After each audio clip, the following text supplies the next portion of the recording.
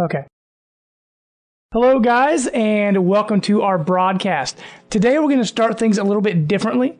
As you know, we recently ran a contest for our podcast for a special Silver Mario amiibo. And for that, we actually had people submit onto our Facebook page, our Twitter page, and our Google Plus page. So what we've done, we've taken all the names of everyone that's entered. You got an entry for each thing you did. So if you posted on Facebook, Google Plus, and Twitter, get one for each of those. And we took all those names, and we printed them off, we cut them up, and we put them in a hat. And my wife, who I'd mentioned, who had the idea for this, she's here with me now. Hi. And she's going to mix all these up, and she's going to pick us a winner. So let's see who gets this wonderful Silver Mario. Okay, go ahead and pick one out there.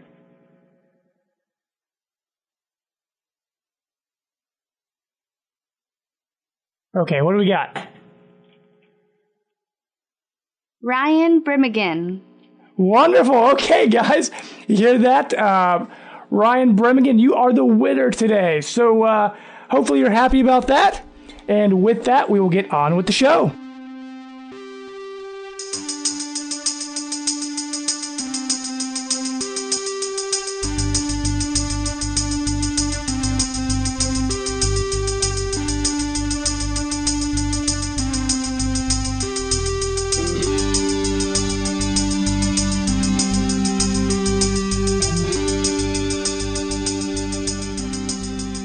Hello and welcome to the show. This is episode 12 of the Life of Gaming podcast. My name is Jamie and I will be your captain on this cruise of video game awesomeness. And you all know my co-host, the Linus to my Charlie Brown, Mr. Josh Brandt. Hello, sir. How are you? I'm doing great, sir. How about yourself? Is Linus the guy that smells bad? No, Linus is the guy that carries the blanket around. With the blanket. Yeah, that's okay. right. That fits me well. There you go. That works out I pretty am well. actually doing fantastic because you know the news that came out that's been all over. And what news is that, sir? Couple days. Dark Souls 3 may be announced at E3. Dark Souls 3 may be announced. Yes. Oh, you left the long pause. That was nice. Oh, yeah. I'm pumped for that. Wonderful. You can only imagine. Wonderful. Well, you all know our other member, the guy who's helping us out with our YouTube channel, doing lots of Let's Plays. My brother-in-law, the Schroeder to our gang, if you will, Matt. I'm just glad you didn't make me Big Pen. That's right.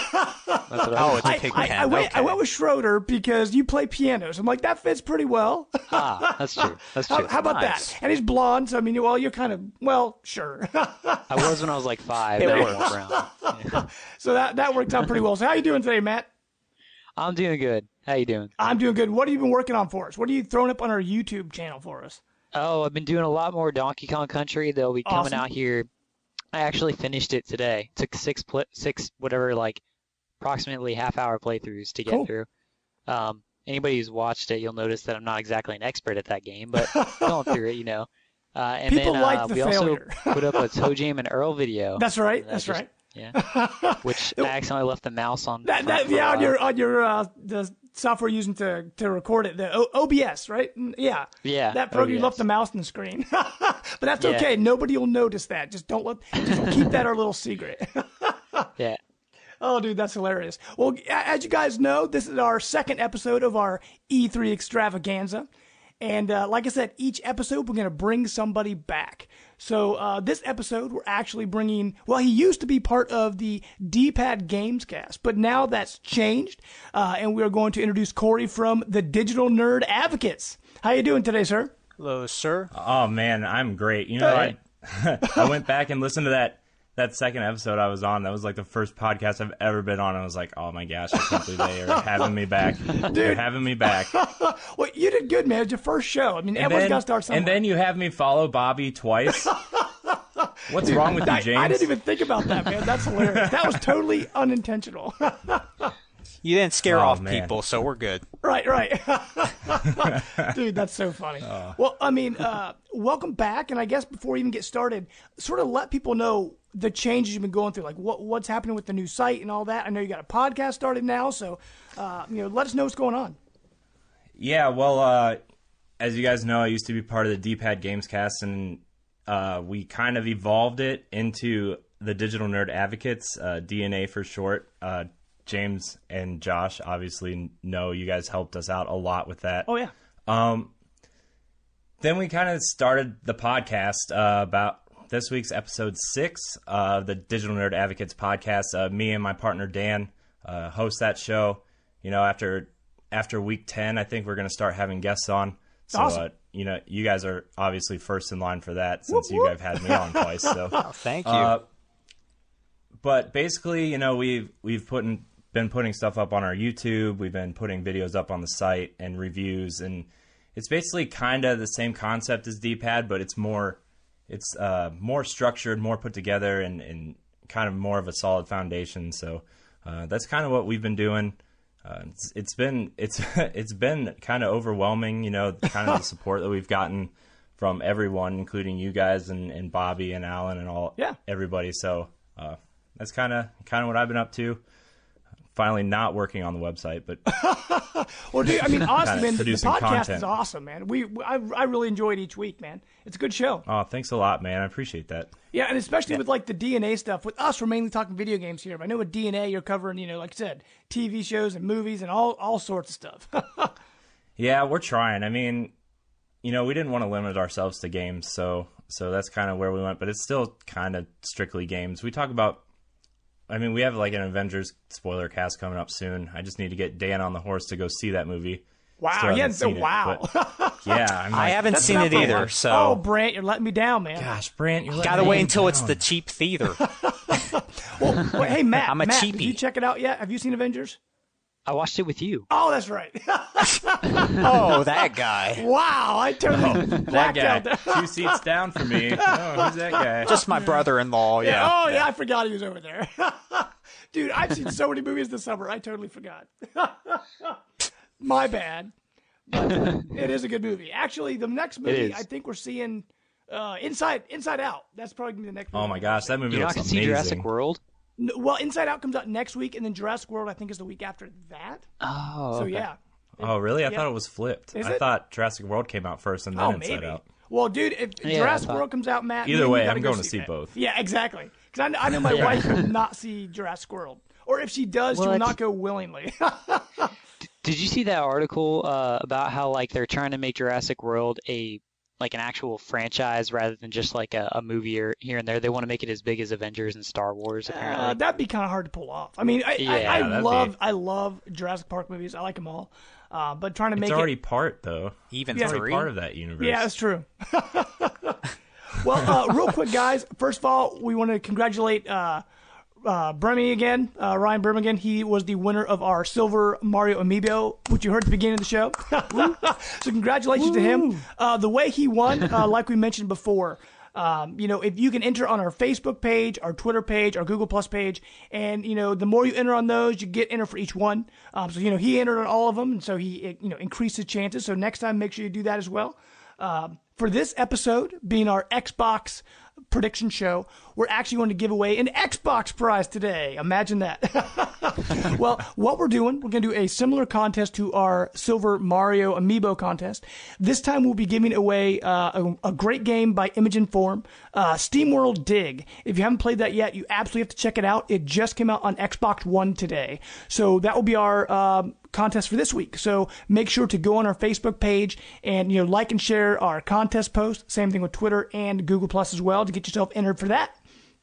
But if you guys are ready, we're going to get into the news section and what we like to call Captain's Log.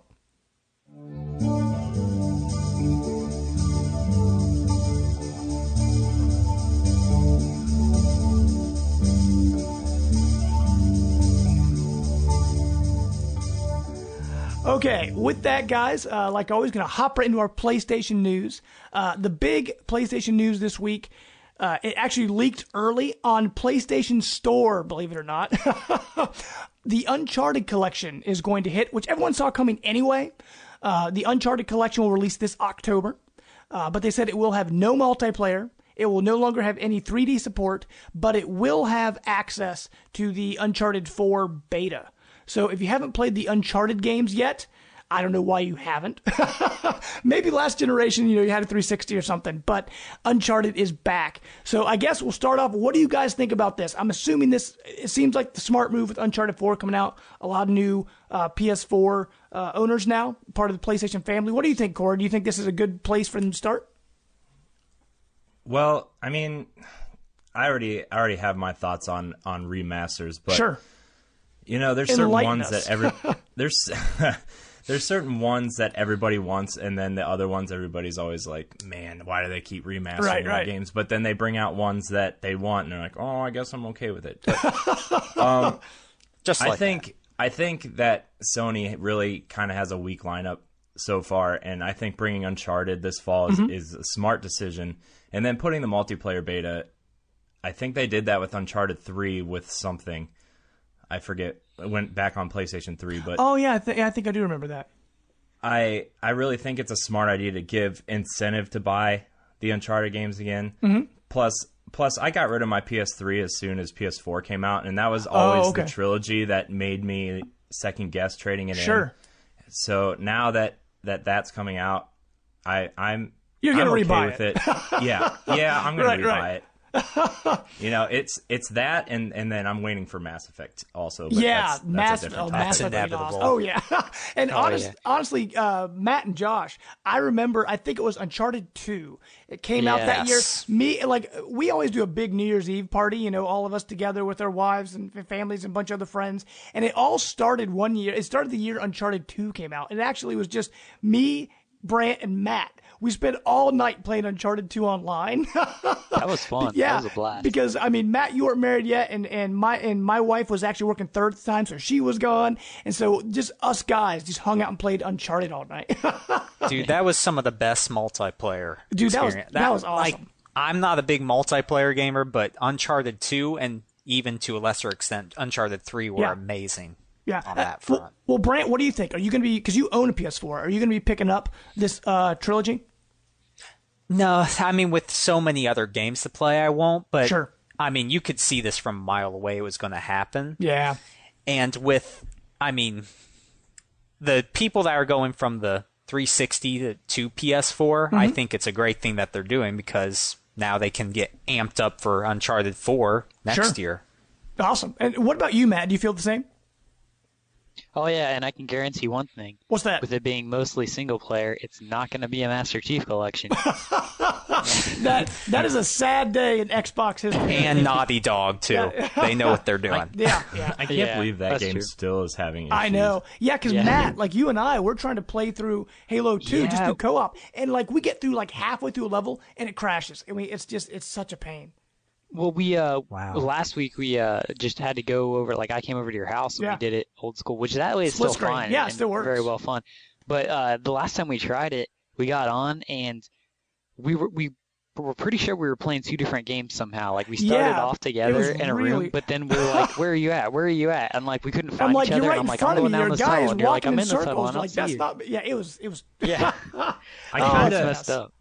I kind of wish they would have just gone strictly Halo 2 with okay. that. I understand the Master Chief Collection, all 4 games sounds like a great idea, but I kind of wish they would have just given the anniversary treatment to that multiplayer suite in 2 and then just went full on 2 and then maybe release each one later. Separately, Kind of like what they did with ODST. ODST. Yeah. Yeah, that would have been fine, especially they already had Halo 1. Instead of including this collection, just bring it over and you can pay $5-10 for it, download it. Or, right. Even if each game was $15, I'm sure people would eat that up anyway to play them separately. And that would give them a chance to remaster 3, which if you play it in the midst of the collection and just playing one after another, 3 definitely needs work. It's the weakest, yeah. Yeah. It's definitely the weakest. Well, one other thing in PlayStation news, a lot of leaked rumors out right now because E3 is right around the corner. So a lot of the stuff you find out is false. But one thing that came out with Sony, some documents released that says Sony has a 1 terabyte model in the works, which a lot of people saw coming because especially with games being so large file size now, you need that space. And instead of buying an external hard drive or, with the PlayStation, replacing the hard drive, you can actually buy a unit that comes with the 1 terabyte model. And actually, to hop into our Xbox news, same thing. Actually, Amazon leaked. They weren't supposed to, but they put it up early. a 1 terabyte Xbox One. That comes with the new controller that's got the headphone jack in the bottom, and it also comes with the Master Chief Collection. And it said it's going to launch June 14th for $400. And that just happens to be the same day as the Microsoft press conference. I highly doubt that is a coincidence. Yeah, that was probably supposed to be the big reveal. Like at the end. Exactly. But that came out. Amazon, I don't know if they took it down or if it's still up, but it posted on Amazon's official website saying, hey, here's a 1 terabyte version with the brand new controller that nobody knows about. So that was kind of a problem. But I guess file size wise, just a real quick, around the table sort of thing. What do you guys think? Are you guys out of space? Because I know myself, I ran out of space a long time ago, and I have to do what they call, quote unquote, cleaning out the fridge. Every time I want to install something new, I've got to get rid of something else because there's no room left. What about you, Matt? I mean, you go a lot of digital, so are you running out of space yet? I mean, yeah, but at the same time, Microsoft released the patch that allows you to get external USB storage and use that. And I mean, it's pretty cheap to go out and buy a 1 terabyte, 2 terabyte nowadays. There's a lot of space that's available, and it works perfectly fine, especially with how it's got USB 3.0 built in. Sure. It works perfectly fine. And I think the same probably for PlayStation, where you can replace the actual hard drive. I think people are flipping out too much about the size of 500 gig or 1 terabyte when it's really easy to go around that. But, I mean, you could always be a Wii U and get 32 gig or 8. Yeah, there you go. That's because my gosh. I actually have the white Wii U just because I wanted a white Wii U at launch, and I was going to have an external hard drive anyway, so the 32 gig to 8 gig didn't really matter to me. But what about you, Corey? Are you running out of space yet? Well, I don't really buy third-party games on my Xbox. I have Master Chief Collection, and then I got the Assassin's Creed Unity bundle. Okay. So I have that on it, and then I have Borderlands because I bought it planning to play with you, and then we never got around to doing it. We will get around to that, man. That game is awesome. Matt and I are playing 5 years later. Join us. Oh yeah, I also bought it because I collection. I also got it because I skipped the pre-sequel because I knew it was inevitably coming. Sure. So, but what about your PlayStation? I've only filled up about 300 gigs on my Xbox just from the free games, the games with gold and stuff like that. But PlayStation, I'm out of room. I've been deleting stuff constantly because I recently got The Witcher, and I've been playing through that, and I had to delete two games off my hard drive just to play The Witcher. So, but it was worth it, right? Oh yeah! Oh my gosh, The Witcher is so good. I'm sure we're going to talk about it later. Right. Oh my gosh, The Witcher is so good. But they just need to do away with the 500 gig. Right. Yeah, that was a weird decision, especially when people started finding out how big the games were to install, and you have to install them even if you get a physical copy. Which is really strange, yeah. Yeah, it's really weird. What's the point of even having the disc? I mean, exactly, unless you're a collector. Right. Yeah, I've been debating on whether or not to get a hard drive for my PS4, but I don't know. I might get a 2 terabyte, but I'm not going to trade in my console for a 1 terabyte internal. Sure, yeah. Well, what about you, Brant? How's that space going? Or do you just fit it all in your beard? I'm just pulling games out left and right out of this thing. No, I mean, like I said, they just need to do away with the 500 gig and just do a 1 terabyte, 2 terabyte. I mean, it's come to the point. Every week I have to make room for something else, and plus all the updates that keep just automatically coming for all the games that are on there. I mean, I mean, it's a struggle right now, but I mean, it doesn't take too long to re-download things, so it's not that big of a deal. But I just need a break and just get a bigger hard drive. Yeah, and I mean, it's more of a hassle because I know on Xbox it's probably the same way on PlayStation. All your save files, they store in the cloud anyway. So if you have to erase the game, if you reinstall it, you're still going to be where you left off. It's just the process of reinstalling everything, which could take hours sometimes, depending on how big the file is, how fast your internet is. It's it can just be a hassle. Especially on Xbox. I feel like things take a lot longer on Xbox. Sure. I talked to you when I was installing Borderlands, and it took 2 hours to install it off the disc. Yeah. Dang. I know, and now it took a while because I think it's trying to install the pre-sequel and 2 at the same time. I mean, I don't know. It was like like a 50 gig game. It was huge. Well, probably not that much, but Well, it was huge. most games are like between 40 and 50 gig now. It's crazy. Yeah. Man. The Order was the one game that I deleted off my hard drive to install The Witcher. It was like 47 gigs, I think. Wow. Are Yeah. you kidding me? Man. That's a lot of space. No, it's not even that long. No. Yeah. Wow. Well, real quick, before we were talking about, collections for Uncharted and how everyone has to play those, and it's been rumored for a while about Gears of War getting remastered and possibly new Gears, showing up. We'll get around to that possibly in the predictions. But Black Tusk Studio, who they handed off Gears of War to, they have actually officially changed their name to the Coalition. So to be more in line with Gears, pretty much what that means for the rest of that company's life, they are just going to be making Gears games. Kind of what happened with... I'm fine with that. Right. And kind of what happened with 343 Studios and Halo. So with the Coalition, though, I'm assuming that means we're going to get our Gears games a little bit faster now. Because how long has it been since Gears Judgment came out? I mean, that's been a while, hasn't it? I think it was the year after Halo 4. Wow. I mean, it's it's been a while, man. That's crazy. I'm so ready. Release too. I am so ready for another Gears weird game. spring release. But I mean, I just thought it was interesting just because now we know what that studio's doing. People wonder what happened to that, the Black Tusk game they showed a few years ago. This absolutely means nail in the coffin on that game. It is dead. But even though it looked pretty cool, but now we know that they will just be working on Gears games. But real quick, hopping into Nintendo news. This actually kind of goes hand in hand with what we've all been playing, well, except for Brant. Splatoon. They're starting to release DLC for it now. They actually had, June 1st, I believe it was. They released Ranked Battles, and they added a new map. Port Mackerel, I believe is what it was called. So they added a new map, and they also added the NES Zapper as a gun, which is actually really awesome. And actually, as you listen to this, they just added the paintbrush as a weapon. So this game is going to continue to roll out DLC, and it'll probably have a pretty big showing, I think, at E3, just to announce some more DLC plans that's coming out.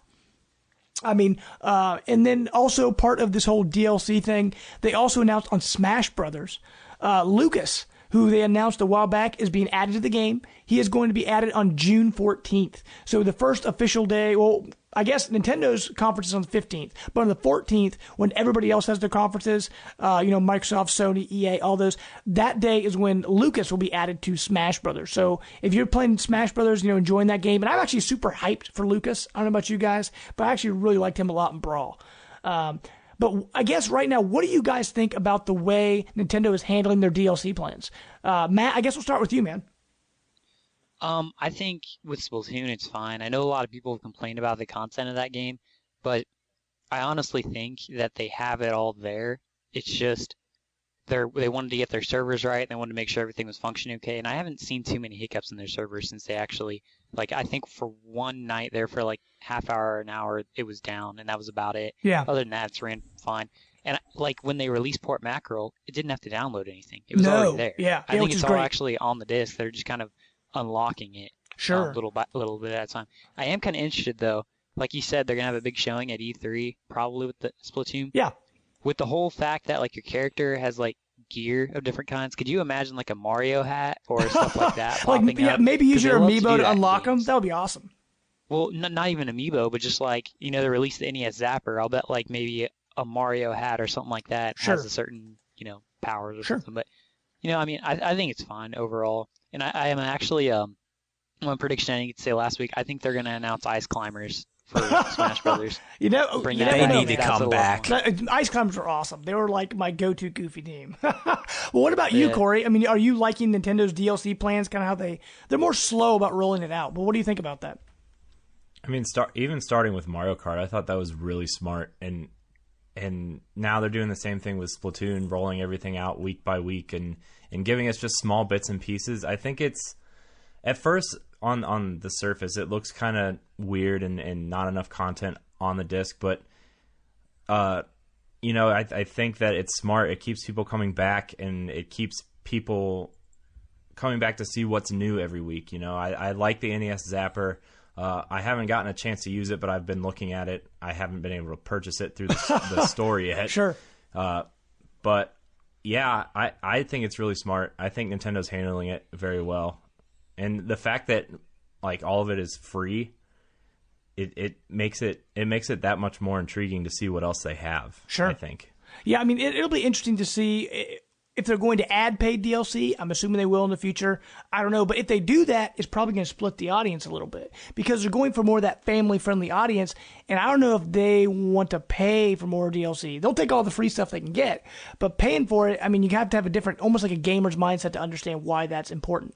Well, if you think about the casual audience, they're used to microtransactions on mobile and stuff like that. So. That's true. That's true. But I mean, how much are they willing to pay for a map? How much is too much? Although I feel they hit the sweet spot with Mario Kart. Even the Smash Brother characters are like, what, $5 a piece? So that's really not too bad. So we'll see. But the one thing about microtransactions, though, is that Nintendo doesn't really allow you to store your credit card information on their system. Yeah. So that's true, yeah. It's not like you can just click it and buy it with. I mean, they're still very timid about certain things, and it's good and bad. So that's why I still think the Splatoon stuff is smart, rolling it out slowly, I think. Sure. And Brant, has this swayed you at all about wanting to play Splatoon and get in there, sir? Every week you guys just, I want to play it now. By the way, sorry, go ahead. No, I was just going to say, I'm not, like I said before, I'm not a multiplayer gamer, but I did enjoy Plants vs. Zombies Garden Warfare. I think Eli and me would just have a blast playing this. Oh, yeah, absolutely. And by the way, just real quick, in Japan, I guess it's selling really, really well in Japan. They said in Japan, they sold out of 97% of all Splatoon stock. It's pretty much gone. Wow. And they said I wonder what the attach rate is. And they also said that 90% of all Splatoon amiibo have been sold out in Japan. Wow. So they didn't bring the American numbers yet, but I'm hoping it's sold as well in America. Because every time you hop on there, the rooms are always full. I have never had a problem getting on there. So hopefully this means that Nintendo's got a new, smash hit on its hands. Because the game's a blast. The only thing it's really missing, I think, is it. Single player is fine. There's no real story with it, though. It's just like a bunch of mini challenges. And if you could do what they did on Mario Kart, where you could take you and a friend on the same system and go online, that would be huge. Because I know, Corey, you just wrote a review on Splatoon, and that was one of the points you had brought up. Yeah, my girlfriend, she doesn't play very many games. She plays Mario Kart, and we played Mario Party a little bit, and that's kind of about it. But she has that eye where she sees Splatoon and she kind of wants to play it. She wants to learn how to play it, and the only mode we can play is that 1v1 mode in the dojo where you shoot the balloons, and that doesn't hold anybody's interest really when you see what else you can do online. So sure, I was kind of disappointed in that. I think if I didn't have someone around to play games with here, that wouldn't have bothered me as much. But now that she's kind of getting into Mario Kart a lot and some of these other games, it bothered me that we couldn't play together online. And sure, that's kind of. I was going to bring that up if you didn't, anyways. But I feel bad, and that it really kind of bothered me a little bit, especially since that's kind of been Nintendo's platform since the Super Nintendo is couch co-op and couch multiplayer. So it really surprised me that wasn't there. Yeah, for sure. I definitely think with that a few years ago when they unveiled the Wii U and then everybody complained there was only going to be one gamepad because they didn't know how the system worked. That's right. And then they said, oh, no, it's going to be capable of having two and we'll sell the second one separately later. That never happened. This would have been the game I totally forgot about that. This would have been the game to have a second Whatever happened to gamepad. that? By the way, guys, I don't know if you know about this. I saw on a website somewhere, the developers of Splatoon came out and said there's something you can do. I can't remember how you do it. You have to go in the menu and do something special where you use the Pro Controller and the Wii Remote together to kind of simulate the gamepad, but you have to tie the Wii Remote to the bottom of the gamepad so it's in the center. It's really weird, but they said you could actually that way you can use the whole motion control and stuff with the Pro Controller, but that just seems like a hassle. I saw an image of that. Yeah, but if they could get that to work, it's an idea, I guess, but Splatoon controls so well with the motion control that I wouldn't want to play it with a Pro Controller. I just feel like I would be at a disadvantage. See, I turned my motion controls off the second I learned that I could do it. I could not do it. Because the motion control, just those slight tilts to give you the extra accuracy is so much better. I can't play without it, man. To each their own. That's right. Well, it's 2 against 1, man. In your face. I guess I'm old. I guess I'm just getting I can't old. back you, Corey. I'd be on your side Brandt's probably, on your though. side. I can't stand motion controls. Oh, that's I hilarious. know, that's... James, you know about that. I know. Last generation was the first time Nintendo wasn't my primary console, and it's because of the motion. I cannot exactly. And Skyward Sword was the only Zelda game I didn't finish Skyward because Sword of is so the motion good. controls. Because I mean, Same people are here. making I this love the huge story. Plus, it motion. was I just love a the bad concept. Zelda. I love the story So and I good. love the concept, but fighting every enemy seemed like a puzzle in itself, and I couldn't do it. See, I got so do it. used to the motion controls because games like Donkey Kong Country Returns, right?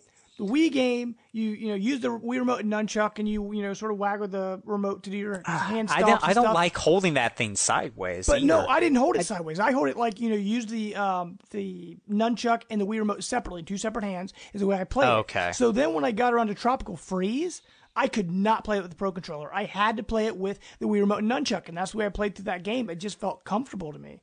So I guess I'm a fan of the Wii. Just in general. I thought the only game that did that well was Mario Galaxy. What about Metroid Prime, dude? First-person shooter with the Wii that's remote. I could not. is That's awesome. That's the only Metroid Prime game I didn't finish. What is wrong with you? I was gonna say that was the one where James, it no one actually has to worked well agree for with me. what you say. Dude, I'm just I mean, messing with you. We don't like I to think waggle our remotes. I mean, yeah, that's a different show. Dude, that's so funny. That's true. We could To talk each their hours own, about right? this. Right, to each their own. Well, real quick, guys, we'll get into the miscellaneous news here. The big news story of the week. Actually, I guess before we get that, we'll hop into what Brant said earlier. Dark Souls 3 was rumored to be coming out for Xbox One and PS4 sometime early next year. So, Brant, are you excited for that? I still need to get around to Dark Souls 2. Oh, man. Just a couple months ago playing Bloodborne, and now having this announced. I mean, it probably won't come out until next year, but I'm highly anticipated. That'll be one of my top releases for next year. And if this does get announced at E3, I probably will eventually go back and play Dark Souls 2, just because I've been wanting to play it for a while, but with all these other games out, it's just hard to get time to go find it. Yeah, I highly want everybody to play Dark Souls 2. Just give it a try. I mean, it still controls well. Not as well as the Wii remote in Legend of Zelda Skyward Sword, though, right? Oh my gosh. Sorry. But what about you, Corey? Do you play the Dark Souls games at all? Yeah, I played through Dark Souls 1 and I loved it. And then I played I went back to Demon Souls actually on PS3 and played about half of that because Dark Souls 2 had been announced and it had come out, and I was like, well, I want to play from the beginning. And then I got interrupted from something else I don't even remember. And then I never got around to it until they announced Dark Souls 2, Scholar of the First Sin was coming out a month after Bloodborne. And then I got Bloodborne, and I always get really excited for these games when they're announced because I like the concept. I think it's cool to have one of these games under your belt to say, you know what, I played this game, I beat it. Sure. It's really kind of this false reward. But man, I played Bloodborne for about 6 hours and I couldn't do it. And then I never got around to playing Dark Souls 2 either. Brant, cover your ears. No. I love the concept of these games. It's too hard for me. You are I'm a making bad the gamer. hair in Brant's beard fall out. Shame on you. It's slowly growing. It's turning gray with anger. No. I am a terrible gamer. I'm sorry. I'm one of the few, I think, that actually prefers Bloodborne to The Witcher 3, I think. Okay. The more I play The Witcher 3, the more I just want to go back to Bloodborne for some reason. And a lot of it has to do with the combat. I like how it is, but I don't know. I kind of agree with you on that combat in The Witcher. That's the only part of the game I still feel needs some work done on it. I love the world. I love exploring. I love walking around. But that combat is it's weird. Yeah, I think I'm just maybe growing out of open world games for some reason. There's just not. I mean, I just don't have the time. Yeah. Well, I know, Matt. What about you though? I mean, you don't really play anything like Dark Souls or Demon Souls or those kind of brutal games. I know you're more of like a gamer that likes the easy gamer. Well, the story mode. I'm not just the kidding. story mode, but like the games that are more cinematic and things like that versus just challenging. I would say, not that I don't like a challenge, but there, especially when I got into college and then got married and stuff. Mm-hmm. I don't have a lot of time, but I want to play a lot of games. So with that, I'm one of those people who I'm not the one who wants to go out and buy a game and then that cover me for the next 4 months. I want to play every major title in a year. Sure. So if I run into a game like Dark Souls or Demon Souls and I'm like, this is going to take me forever, then I'm like, okay, I move on. You have to That's invest. why I know you're going to mention this story next. Sure. That's why the one game that I absolutely have zero excitement for that was announced this week that everybody else in the gaming world loves. Never got into Fallout. Never got into it. Okay, Matt, we will use you as a segue. Yeah, I was going to say. It was just too much for me. Exactly. Before you get into that, I'm going to say the other massive announcement this week, Fallout 4. They released the first trailer. So if you guys love Fallout, which I know I do, I know Brant does, we know... Well, Corey, do you like Fallout? Yes, sir. I loved Fallout New Vegas. Okay. I didn't finish 3, but I thought I was going to be so excited for Fallout 4, and then I was a little underwhelmed by the trailer. Wow. I'm not going to lie. Wow. And I know everybody just turned the podcast off. Corey, I get what you're saying. Yeah. But maybe for different reasons, though. Sure. Well, okay, Brant, why are you not excited for Fallout 4? No, I am excited, but I think they did too much of a retread. Okay. I wish there were more new ideas. I mean, they have flying hover ships, it looks like, and some other cool things going on. But, I mean, that mystique of first opening the vault and coming out, it looked like they were trying to get back to that again, and I don't think it'll have that same. But at the same time, that's one of those things where you experience it once, you're never going to be able to, no matter what you do, you're never going to be able to recreate that again. I mean, like you mentioned in a past podcast, that was something that was really special, and because it's sort of like, burned into our brains, no matter what they do, I don't think they'd ever be able to live up to the hype of I don't know. Maybe I wish the setting was maybe more of a steampunk. I don't know. Just something to differentiate it. I mean, it looks too much similar. Sure, but one thing I will say that I noticed in the trailer, because I'd watched it, first time I actually watched it was on my phone, so that's probably not the best place to watch it. But once I got home, I watched it on my TV, and so I watched it the second time. And one thing I'd noticed that's different from this one than the other Fallouts, like New Vegas was my favorite. So everyone knows that. New Vegas was my favorite because I liked the brighter the atmosphere, where I felt like Fallout 3 was so dark and dreary. Vegas was a little brighter, and I felt like this game is the same way. But I also noticed in the trailer, all the areas kind of look different. Like one area, it was like rainy and cloudy. Another area, it was like bright and clean. Another area, it was like, like poisonous gas. And like it looked like every area was different. I felt like when I go out now, I'm going to explore, and I'm not just going to see the same landscape everywhere I go. I kind of felt like that was a problem with the other games. With this one, it looks like they're actually making each region different. I actually really like that a lot. That's true. There's one setting that was sort of noirish in a way. Yeah. That looks pretty cool. So I'm actually really excited about that because I noticed that, okay, this time I'm going to visit different places and I'll be able to tell. Because before, you would just see a sign over the town, okay, I know where I'm at, but everything looked exactly the same. See, I just wonder, like you said, how it was hard to recapture, or it'll be hard to recapture Fallout 3 because that was such a key moment and everything. I feel like it may have the same effect as Skyrim. So like Elder Scrolls Oblivion, that was like the first time anybody experienced something like that. And everybody had played that game at some point in the 360 generation. Sure. When Skyrim came out, it was popular and it sold well, but I feel like by a few months afterward, nobody was really talking about it anymore. Sure. And they were like, yeah, it was good and stuff, but I heard a lot of people have the same feelings. Everybody wanted to play it, but they were a little underwhelmed by Skyrim in the end. Even though it was huge and you could do a lot of things and people did all these fun things, that was a small crowd compared to the whole audience that played Oblivion that actually was that into Skyrim. And sure. I wonder if 4 is going to have the same effect here. Like, it'll be a great game enough and everybody will play it, but they're not going to walk away with that same feeling like they did from 3. Sure. And actually, for me, the whole reason I stopped Skyrim early, I was playing it on PS3, and there were a lot of problems with it, a lot of glitches, if you guys remember. That's true. And so I only got so far, and I'm like, oh, well, I'll come back once it's patched. And, of course, I never came back because by the time it was patched, it was so much later, I had moved on to other stuff. So I really hope Fallout 4 launches properly, because we've seen a lot of botched launches with this new console generation. So I really hope that doesn't happen with Fallout 4. Yeah. Yeah. The one thing that I kind of noticed, and it's a problem that I think Bethesda has in a lot of their games, at least the ones that run on that engine, is the character models. And yeah, the one thing I really noticed was we see all these amazing hair effects and cloth effects and stuff.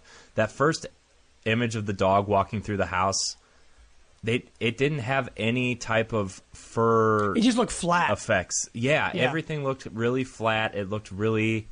I don't know if that's a design choice or maybe at E3 when we see it and we'll see a different different gameplay mechanics and art direction and stuff. But it seems like they're using this. Just looked. Oh, sorry. Go ahead. Everything just looked like they had rewritten the engine that they used for Skyrim and Fallout 3 to run on the new platforms. Sure. And, after playing The Witcher, some of that stuff looked a little underwhelming to me. Yeah, and I think a part of that, though, I agree, it was the Skyrim engine. But I feel like they're taking all their resources and they're just putting them in to make the world more expansive versus enhancing the characters. Yeah, that's what I was going to say, but you brought it up. Ha ha! My bad. Like one thing that Dan and I were talking about earlier this week after it was announced was, what if they make this huge open world and every single building you can walk into and do something, or you can open every drawer in a building. Fallout and Skyrim had that to an extent. But there's always a load time in between opening doors or going into new areas and stuff. What if they are putting all their resources behind that, where there's no load times and all these assets are going to be able to fit in this world, and you can interact with everything. That's kind of where my mind went after I thought about it a little bit.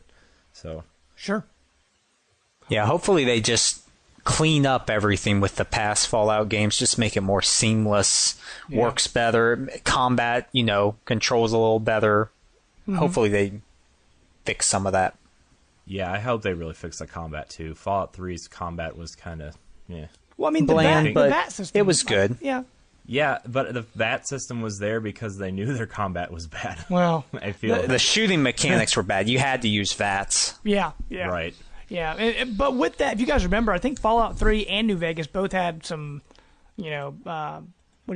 problems when they launched. They were pretty buggy when they first came out. Especially New Vegas. Yeah, so we'll see what happens with Fallout 4. We can just hope for the best.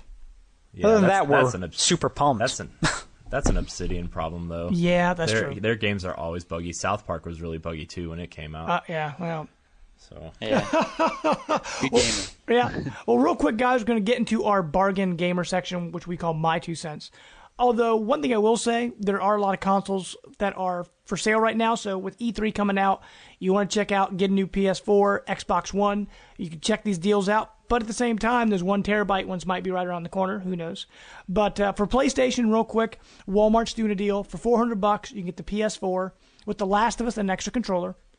And then over at Best Buy, if you trade in your 360 or PS3 toward a PS4, you save $175. Wow, that's good. Yep. And with Xbox right now, for $350 over at Best Buy, you can get the Assassin's Creed bundle with one other free game of your choice. So they've got a list. You have to go to Best Buy and check that out of different games you can check out. And then Nintendo, because Nintendo normally doesn't have very many deals. But right now, over at Best Buy, you can get the Splatoon bundle. It comes with Nintendo Land for only $300. So the normal price of a Wii U with Splatoon, which is, pretty cool. But, or you may, like we said before, may want to hold off on those, 1 terabyte consoles. It's all up to you guys. But, real quick, actually, I was going to jump to our time log section, but we've kind of already been talking about what we've been playing. I guess, just instead of doing a time log section, is there anything else you guys have been playing lately you want to talk about real quick? Well, I've been playing the PS Plus free games that just started this month. And Metal Gear Solid Ground Zeroes, I've been wanting to play that, but now since it's free, I've delved into it a little bit, and just playing this, I haven't played a Metal Gear Solid game in so long, but man, it controls so well. I was surprised. Like, I remember how convoluted the control scheme was in the other games, but, it was really easy this time around, and it got my hype up for Metal Gear Solid 5 even more now. Like, that's actually shooting up my list of games I have to play this year. Cool. Sorry, go ahead, man. I have a question for you, Brant. What was the last Metal Gear game you played besides this one? Man, I bought the Metal Gear Solid Collection that has 2 and 3 and Peace Walker, and I never really played it. I just got it. I've been meaning to go back before Metal Gear Solid 5, but I would say I played a little bit of Metal Gear Solid 4. I never finished that one. I liked it, but like I said, other games came out. Sure. I guess that's the most recent. I guess what I'm trying to ask is it worth jumping into Metal Gear now, even if I haven't played a Metal Gear game since Metal Gear 2? Oh, wow. Because, it looks good. It looks great.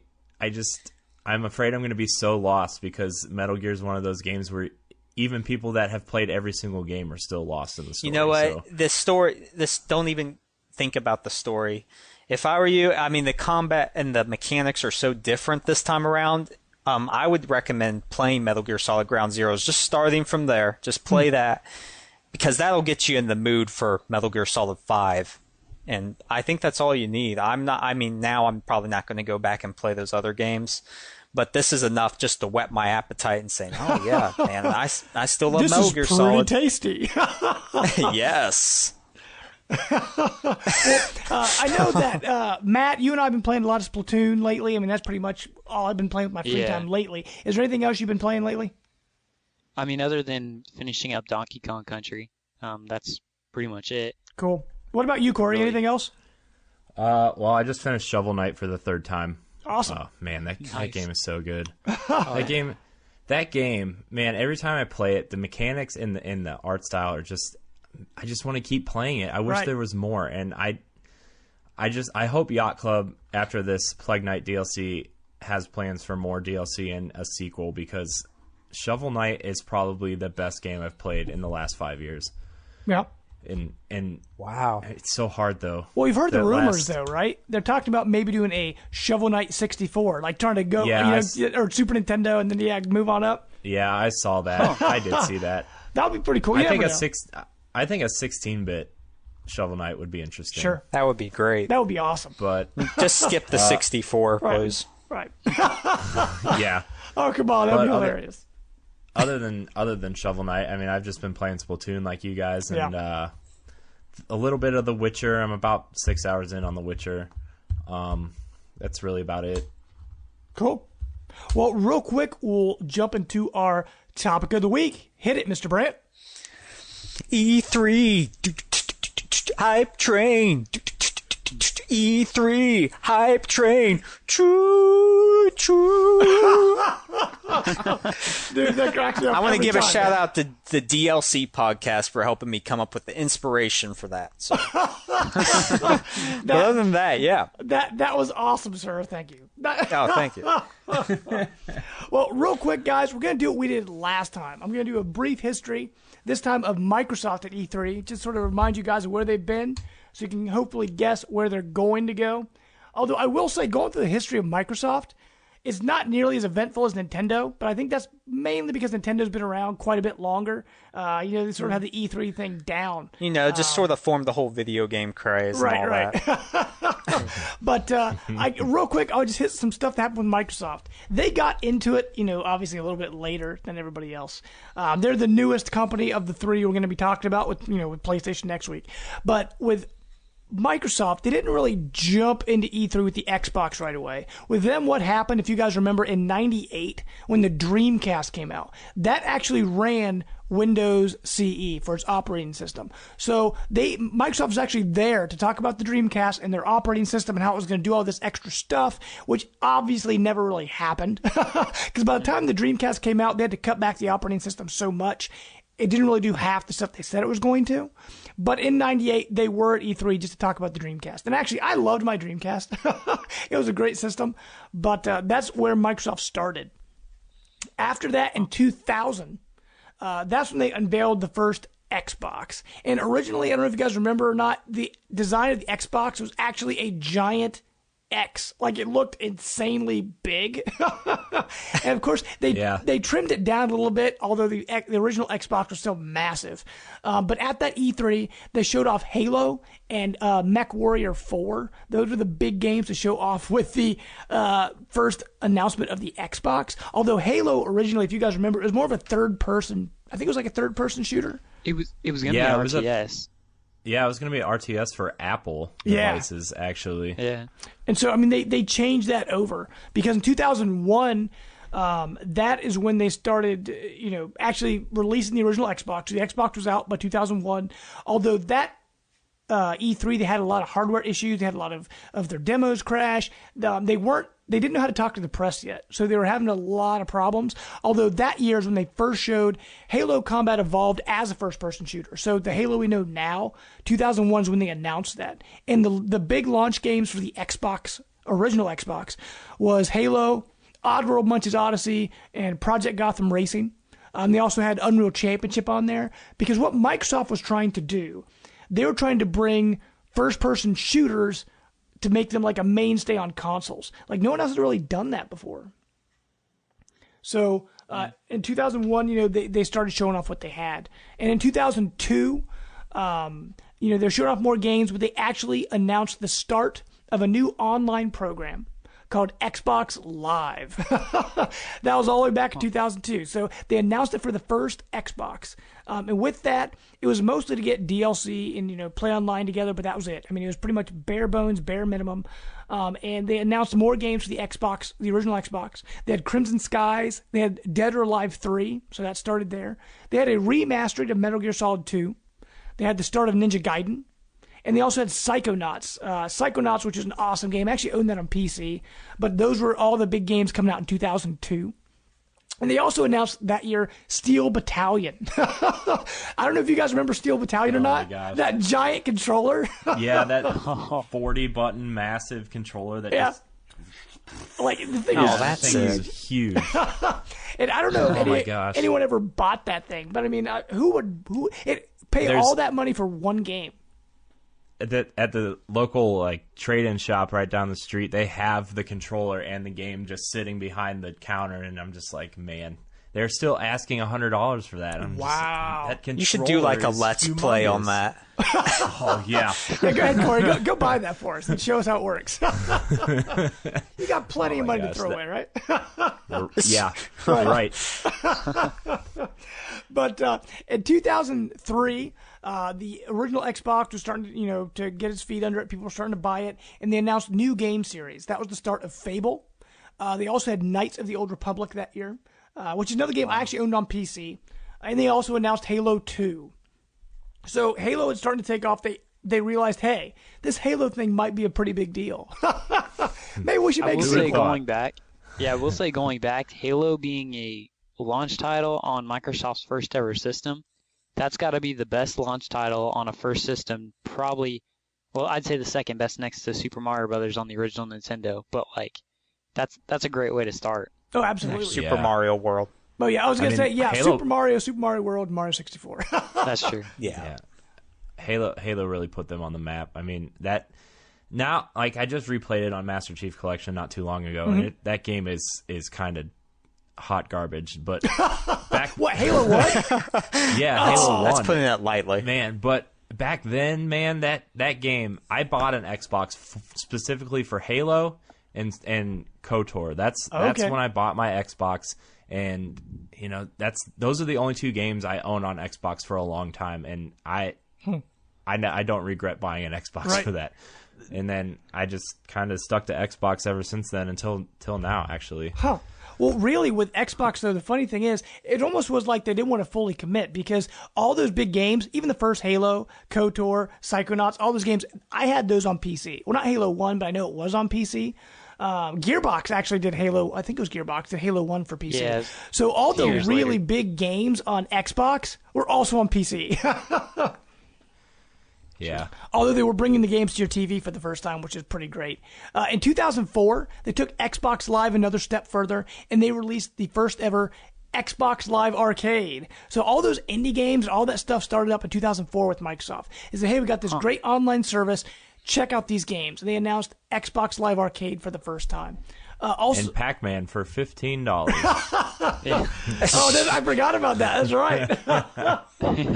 Yeah, it's kind of interesting looking back over this and seeing how the online market was in its infancy and nobody knew what to price anything. They just kind of threw it out there and said, okay, let's see if people buy this or not. And if they did, they would keep that price.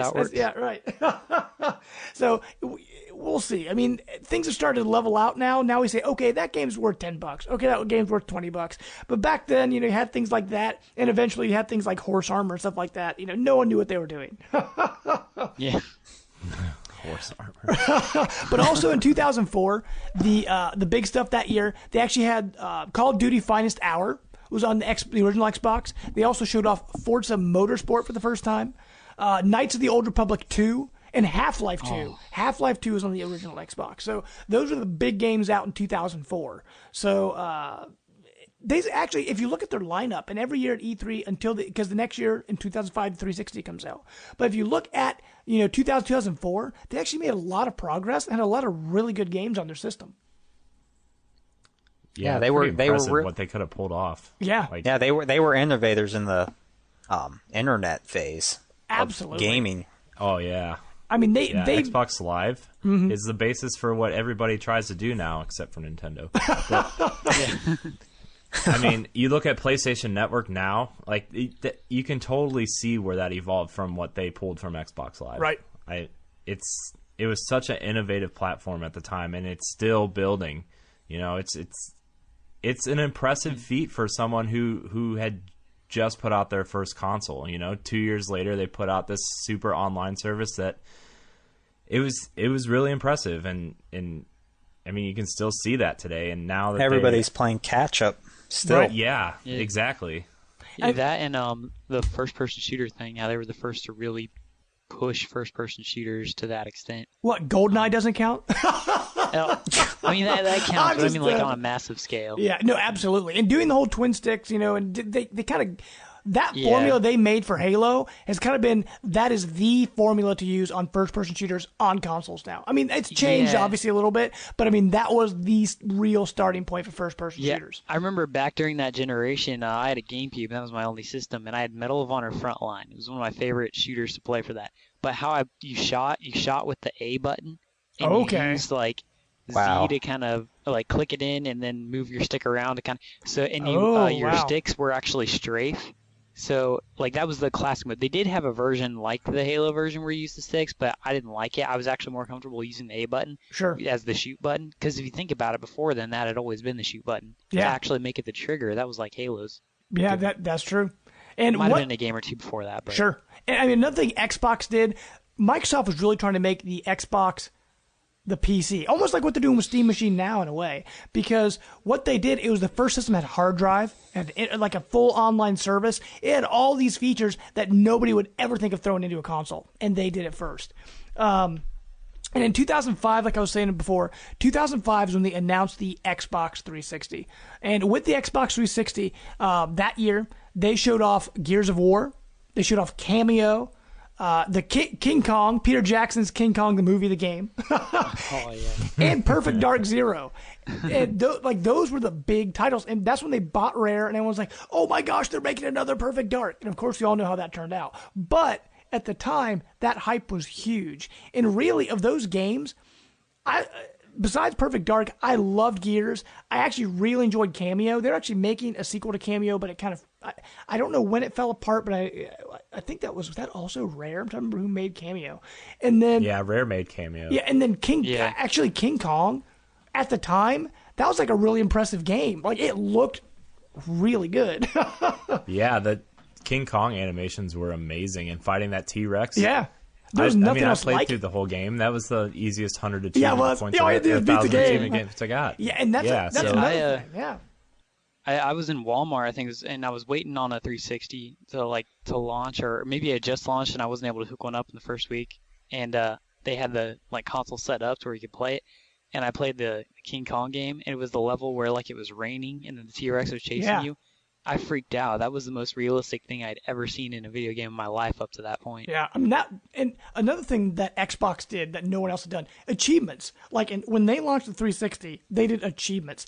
Besides Nintendo, obviously, as we mentioned already, achievements is the thing to do. Nintendo. I mean, like trophies and all that, that became a major part of your console. I mean, Sony didn't add it till like halfway through the PlayStation life cycle, but I mean, now they've got trophies. And so that's another thing that Xbox really brought to the game with their 360.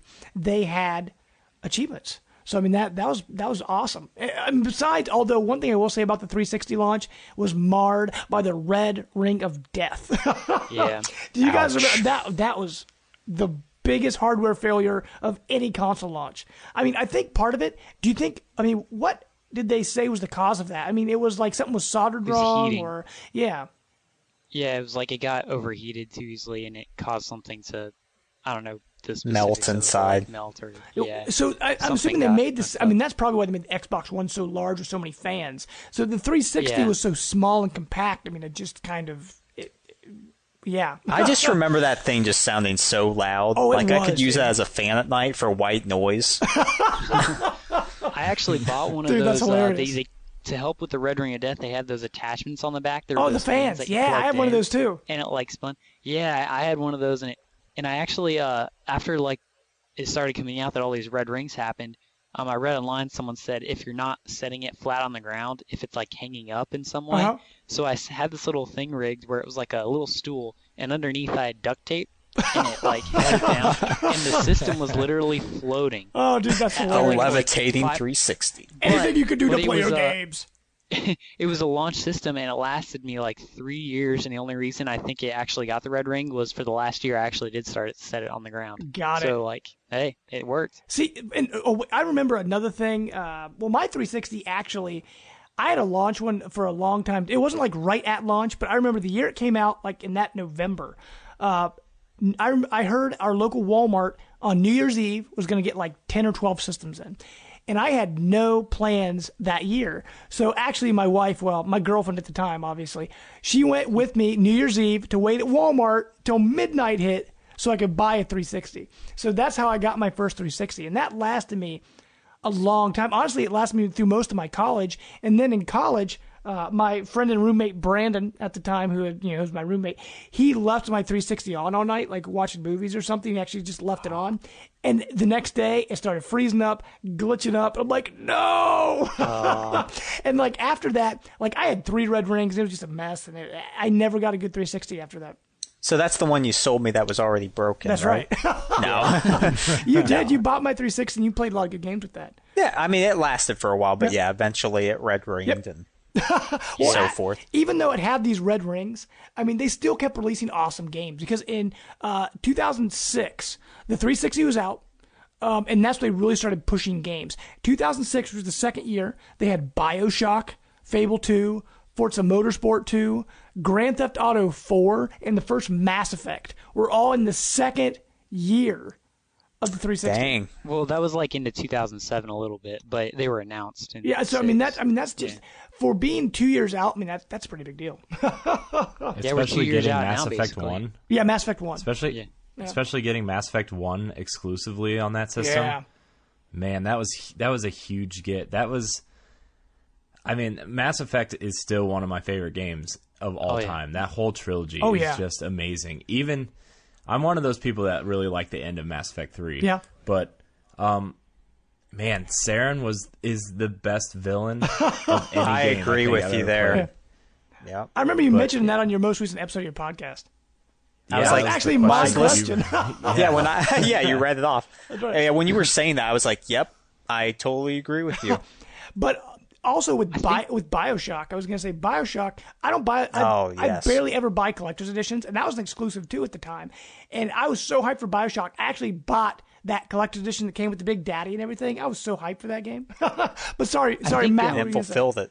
Yeah, I was going to say, I think the Mass Effect release is an exclusive and everything. I think really it's only recently that they've went multi-platform like BioWare, because they were owned by Microsoft, weren't they?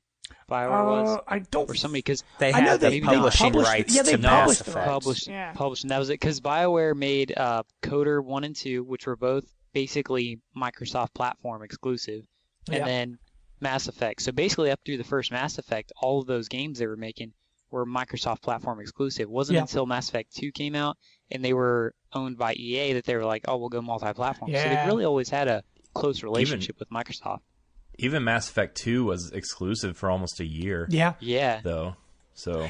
And the funny thing was, I played a little bit of Mass Effect on Matt's 360 at the time because I had gotten rid of my 360. I hadn't gotten rid of my 360 yet, but I wasn't into Mass Effect. But I eventually got my PS3, and then I borrowed your 360, Matt, because I think what was happening, Mass Effect 2 was coming out on PS3. That's what it was. And so I really wanted to go back and play Mass Effect 1, so I remember I borrowed your 360 so I could play through Mass Effect 1. So then when I played Mass Effect 2 on PS3, and you had that little video play, you had to make those choices at the beginning, I wanted to make my choices the same choices I made in the first one. You were one of the few people to play as a female Shepard. Yep. It was awesome. That game is so good. Oh, my gosh. I played as a female 3 different Really? times. Wait, what'd you name your female Shepherd? Oh my gosh, I don't even remember. I can tell you mine. I had 3 different ones. Agnes. I always name my female characters Agnes because of the little girl in Despicable Me. When he goes, so fluffy. That girl's name is Agnes. Oh my gosh. That movie came out at the time that Mass Effect 2 came out, so I took that name, and that's been like my go-to name for all my females in my games. This is kind of off topic, brings in my history side here, but fun fact, Shepard in the Mass Effect series is named after Alan Shepard, one of the famous astronauts in the NASA space program in the 60s and 70s. Really? I had no idea. Yep. That's pretty cool. I thought that had some kind of religious connotation to it. No, like it was just named after Alan Shepard. Huh. He's the chosen one. Learn something new every day. You just ruined that whole series for me. Thanks. Oh, what have you done, sir? Well, real quick with like I said before, with the 360, it's kind of been mostly their E3s are just games. It's not a lot of hardware announcements, things like that. So the next few years are mainly just a lot of games because 360 was really taking off. It was the go-to system last generation. So in 2007, if you guys remember, that was the year when they moved E3 to Santa Monica. They cut it way back. They cut attendance way down. They didn't want to have all these loud noises and stuff. So it was like very short, small, boring, conventions and things like that. But they still announced some big games in 2007. They announced Call of Duty 4 Modern Warfare. Even though that was multi-platform, a lot of people still associate Call of Duty with Xbox. Fallout 3 came out. Halo 3 got announced. Halo Wars, which some people think it may come back. I don't know. We'll see. And they also had Rock Band. Rock Band was a big deal that year in 2007. Wait, Halo 3 had its announcement trailer in 2006, but it was just like unveiled in depth. Yeah, exactly. Because it came out in September of 7. Yeah, because in 2006 they had that trailer. It was just like him standing on that cliff and I think meteors rained down that city or whatever it was. Yeah, I remember that. It was like where the Ark was coming out of the ground. Yeah. But in 2008, 2008 was actually the first year that Microsoft started getting into streaming, like video on their Xbox 360, because in 2008, it was the first time that Xbox allowed 360 owners to stream the E3 conference through their system. So that's kind of like the baby steps of where we are now at the 360. They started to really push that multimedia part of the 360. And that year, they showed off Gears 2, Fable 2, Modern Warfare 2. They also showed off Portal for the first time. Which was part of the Orange Box. Yep. And one thing that they did, which I wish they would do now, I don't know if you guys remember this or not, they had that 1 versus 100 live Xbox show. That was a good game. Where they would give away real prizes and stuff like that. Yeah, that was the year they did that. 2008 was the year they did 1 versus 100, which was a huge deal that summer. Yeah, I played that. Well, yeah, it was good. And I didn't have a 360 at the time, so I couldn't experience it. Now, when did they actually unveil the whole multimedia sense of like Netflix and all that coming? Because it was around this time that I remember first kind of watching Netflix a little bit on my Xbox. Sure. Let me see here. I've got my notes here somewhere. I can't remember. I have. I know it's coming up soon though. If it didn't already happen, I know it was coming up pretty soon. I remember signing up for Netflix specifically because you could stream it through your Xbox. Yeah. That had to be roughly like the same a year. big deal. Mm-hmm. Basically, the Xbox is what made Netflix, I think, go to more streaming because originally they were all DVD and they had a little bit of streaming, but like having that platform available where millions of people could stream it, that made them want to stream more. Yep. got more customers. Looking back at my notes, I actually missed it. Back in 2006 is when they first started hinting at the future of streaming video. They talked about Netflix and Xbox video, whatever it was called at the time. It was back in 2006 when they started talking about that. So, So, I mean, Xbox has kind of been at the head of being the entertainment system, for your television set for a while. They did something right. Yeah. No, I'm just kidding. But, okay, 2009, guys. You know what happened in 2009? A little thing called Project Natal. They first announced it. They showed off the Milo demo. If you guys remember that, it was like from Lionhead Studios, and it was like that virtual boy who the lady was talking to. Milo was 2009. That's when Microsoft said, we're going to compete with the Wii, and we're going to get our own set of cameras and motion control. Which actually is still biting them today, obviously, with what happened with the Kinect for Xbox One. But also that year, they showed off Alan Wake, Assassin's Creed 2, Crackdown 2, Halo Reach and ODST. They'd started talking about how they're going to make those two spin-off games. Mass Effect 2 was that year.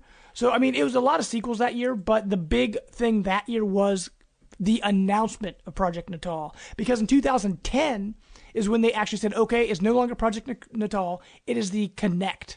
That's when they started calling it the Kinect. And that year they showed off all those Kinect games. It was Kinect Adventures, Kinect Sports, Kinectimals, Dance Central. That was the big time, like, look at this camera, look what it does. It was in 2010.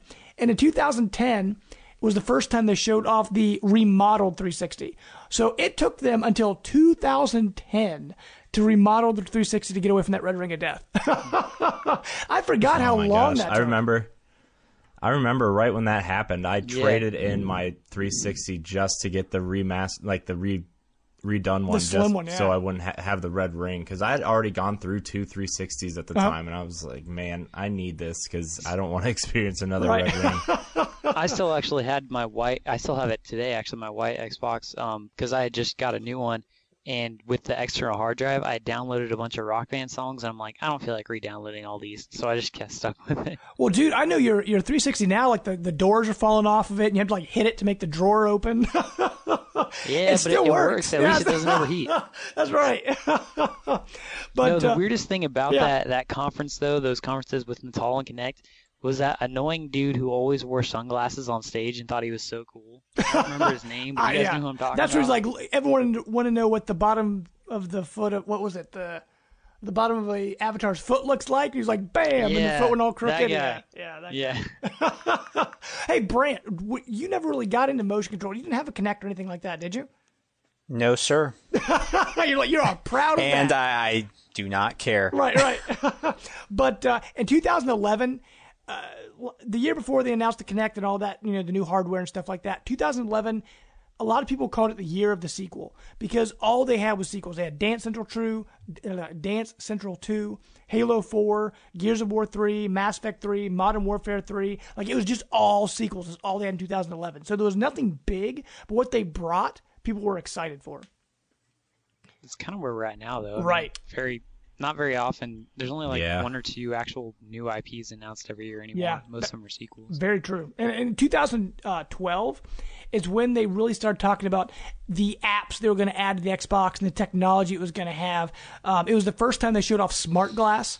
They also talked about the television integration and sports integration. They showed off Internet Explorer for the Xbox 360 for the first time. So 2012 was really the year they tried to say, look, we're an entertainment system, not just a video game system. Because after that, if you look at the 360 now, it is just flooded with apps. There are so many apps on that thing. And 2012 was the year they really started pushing the entertainment box versus the video game box. Although they did announce some big games that year. They showed off Halo 4 again. That's the year they showed off Watch Dogs for the first time. They also showed off South Park Stick of Truth, which actually took a while to come out because of the whole THQ falling apart thing. But they did show off Stick of Truth. I know, Matt, you were super excited for that game. That was a fun game. It's got some really messed up parts. But it's got some to say the least. Right. It's South Park. Exactly. That game is so good. Fun. But yeah, I mean, I totally forgot Watch Dogs. I'm like, when they unveiled Watch Dogs, that was the first time I remember people going, I mean, it was a new IP that kind of surprised everybody, but I think it was the first time people thought, okay, new systems are coming. That game does not look like it would run on the Xbox 360. Wait, wasn't that at the actual Ubisoft conference though, and not Microsoft's? Well, yeah, but I mean that it was just multi-platform, and that was just one of the big things happening for. I'm just talking about Microsoft in general. When did they announce Smart Glass? Which 2012. still hasn't really done anything. Yep, 2012. Yep. Okay. So, but although 2013, this is the last year that people were really talking about Microsoft, but it wasn't for a good reason. 2013 is when they unveiled the Xbox One. And they also unveiled the PS4 just a few hours later. Yeah. And we all know what happened with that. You will never see anything like that again. I think I put it to a comparison like this. I think it's like taking a samurai sword and like gashing half of Xbox's internal organs out, and then Sony not only placing a little salt on the wound, they dumped like the whole freaking jar there and just stomped on it. Oh, and they like made all those little videos. And they had something for everything Microsoft put out. They had a counter argument, and it was better. Oh, it was incredible. Yeah. Yeah, I mean, and then I bet everybody at PlayStation was so excited when they announced that the Xbox was $500 and they were coming out $100. But if you remember, they dropped the camera out of the box. Because originally they were going to have a camera just like Xbox One did. So, I mean, some people said that it was a last-minute decision to drop it out of the box, but they said, oh, it didn't affect our price, though. I don't know if that's totally true. I mean, that camera, though, by itself is way cheaper than it. But even if it would have been $450, you know, dropping that camera out probably gave them the extra $50 or whatever it was to because if you look, $50 versus $100, I think that's a pretty big deal in the eye of the consumer. But another problem with Xbox that year, they really emphasized the home entertainment part of the Xbox. They said, hey, look at all these TV features. Look at all these, different things we can do with this. And they talked about the cloud computing, which they don't even really mention anymore. And they said, Halo or was it series? Yes, and they had this TV company that were going to make all these shows for them, and that fell apart. Majority of what they announced at the Microsoft conference, like with the Xbox, always happened to be online. People flipped out about that. Although if you look at systems now, they all have to be online all the time anyway. So it's not really that big of a deal, I don't think, because if you want to do anything on any of your systems, you have to have it online. Yeah, there's always like a day one update nowadays, so it was weird.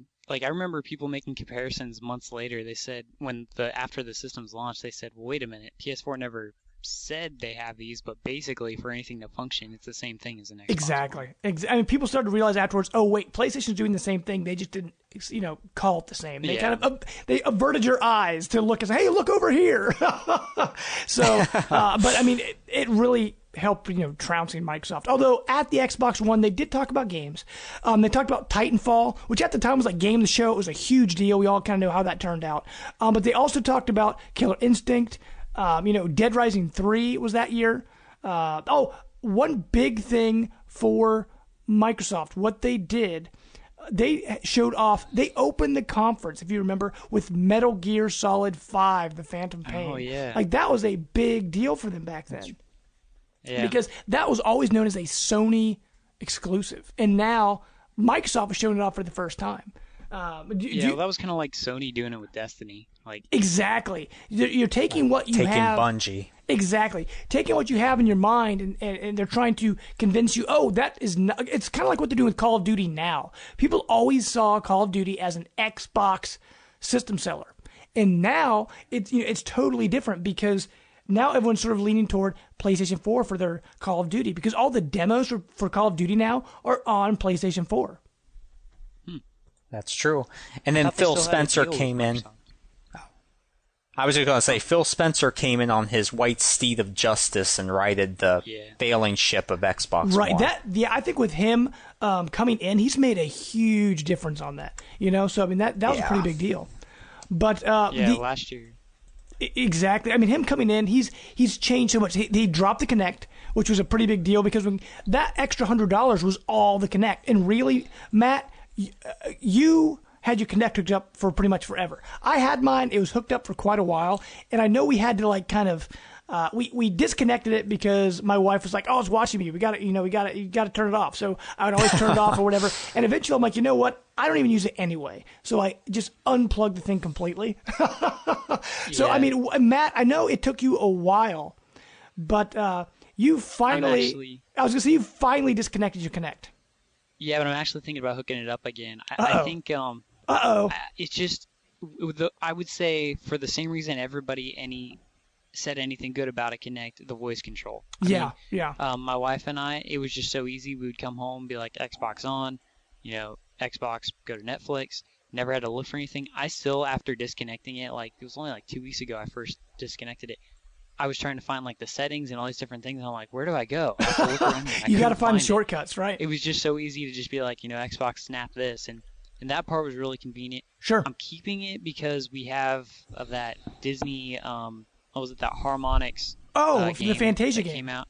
Yeah, the Fantasia. We have Fantasia. That, and then we have you got Fantasia? I didn't know that. Yeah, it was fun. It's interesting. It's not what I expected it to be, but I'm keeping the Kinect for those reasons. But I will say it's fine without the Kinect. Sure. And now, Corey, when you bought your 360, it was already past the time they had Kinect in the box, right? Like you got yours without it. Right. I don't have a Kinect, which is I think that's partially why I don't use it because it's so hard to navigate and snapping apps is kind of a pain without a Kinect. And I really hope when they bring this Windows 10 stuff to Xbox that it really overhauls the UI for players without Kinect, because you got to think how many people bought an Xbox One after they dropped Kinect, and how many people do not have one. So, I mean, that whole operating system revolves around yes Kinect. And no. I mean, they've made a lot of updates because, like I was telling Matt, I disconnected my Kinect a while ago, but with all the shortcuts they've added to the Xbox controller, like you just double tap the X button, like the big glowing X button in the middle, and it gives you all your options. You can snap your stuff, you can jump between programs, you can go to your settings, like it's all there. And so I felt like once I disconnected my Kinect, having that shortcut there, I never felt like stifled in any way, like stopped from able to do anything. I still feel like I can do everything I want to do just through the controller. The only function I feel that is kind of a problem now is to record something, because you have to double tap the X button and then you got to hold down the blue actual X button to make it record something, and it automatically records like 5 minutes. Where before you could say Xbox record, Xbox stop recording, and that from there it would you could choose how long you want your recording to be. Where now it just kind of records a certain amount of time. But other than that, I feel like the UI for me at least is fine. But real quick, just to get into last year. The Xbox One's out, so now they're just talking about games. And at last year's E3, it was the big games were Sunset Overdrive, the Master Chief Collection, Ori and the Blind Forest. They showed off Scalebound, which was the new exclusive game from Platinum Games. They also talked about, if you guys remember the Dead Rising 3 DLC, and like, it's out today. And it was like Super Mega Alpha, like that real long name, which was hilarious. Yeah. They 16 other names. Right. And pretty much everything they call when they release Street Fighter again. Which is hilarious. And they actually showed off Crackdown last year too. So a lot of people have been talking about that, and Phil Spencer came out and said, there's a lot of work getting done on that, so who knows what's going to happen with that. But that is just a real quick history of Microsoft and where they've been. Like I said, it's not nearly as interesting as Nintendo, but just seeing what they've done in the industry, mainly on the online side, with putting a hard drive in your system, what they've done to bring first-person shooters to where they are now, and just Xbox Live in general and achievements and things like that. Microsoft has made their footprint in the gaming industry, and I really don't see them going anywhere anytime soon. But they got the money. That's right. I was going to say, are we getting into our predictions? Pretty soon here. I was going to say, you got to remember predictions from last week. That's right. That's exactly what I was about to mention. Real quick, we actually had readers send in their predictions for Nintendo, what they thought was going to happen with Nintendo. A lot of people, we had Jared Leeworthy and Alex, I'm going to mess this up, Altanox, they both said that more Mario Kart 8 DLC is going to be on the way. Joey Ferris, he actually said more Metroid Prime from Retro. We actually had quite a few people say new information on Club Nintendo. We had, the giant robot in Project Garb, which I totally forgot about. They said they'll announce more on that. We've had people talk about new Paper Mario. So there are quite a few, and that was all from Bennett Billard. He gave me quite a list. But I mean, there are a lot of different things on the way. He even Which said, of those? Sure. was gonna say, which of those would you want the most? Out of something that we didn't mention that they mentioned. Man, that's one thing that they'd mentioned. Animal Crossing for Wii U. I think Bobby may have said that. I can't remember thinking back. But he did. For me, that would actually be a pretty big deal. I would actually love Animal Crossing or a new Paper Mario. That would also be absolutely awesome. Cool. Because Sticker Star is kind of a letdown. But real quick, we're going to get into the moment you've all been waiting for. Our E3 prediction. Oh, hey, you know you love it. That's why you came on the show. Why did I agree to come back to this podcast again? Well, because of that, what we're going to do 3 separate predictions. We'll do one we think will definitely happen, one we hope will happen. It's got a 50-50 shot. And then we got one that's going to be a crazy prediction, but we'd absolutely love that to happen.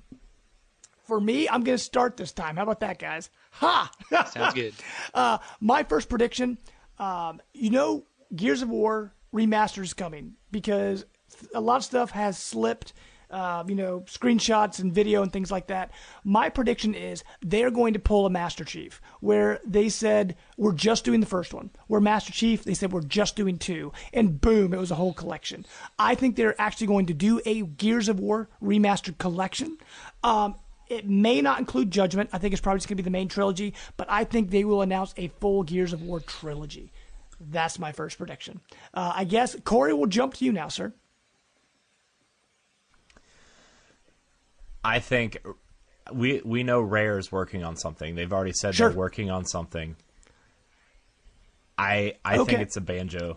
I think it's a Banjo-Kazooie game because of the success that Yooka-Laylee has had, and I know that there's been conversations between Playtonic and Rare about ideas and games and stuff. I really think Rare's going to announce a Banjo game.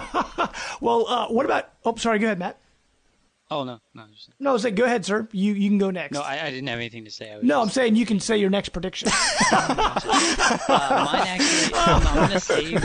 I got something to go off of that, but I'm going to save that for my next because it's not as much of a definite. Okay. I don't want to go with anything obvious. So even for my definite, I'm going to go with a little bit of stretch, but I think this makes a lot of sense.